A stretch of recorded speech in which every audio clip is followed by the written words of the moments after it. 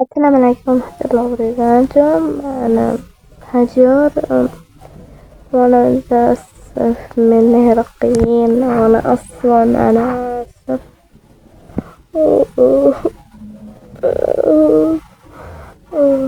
أنا صفات الشغلات يعني.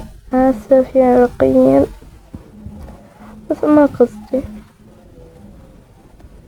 يعني هذا كله الوسوس، الشيطان وسوس، أو بليز وسوس. يعني قال أسوي هيك، يعني أنا مش فاهم، يعني وسوسني، يعني وسوسني بالخاوي يعني أسويها، وأنا مخي معلق إيش هذا، يعني خلاص أسويها ما سويتهاش، وأنا مخي معلق. في عراقيين، سامحونا، آسف، والله آسف.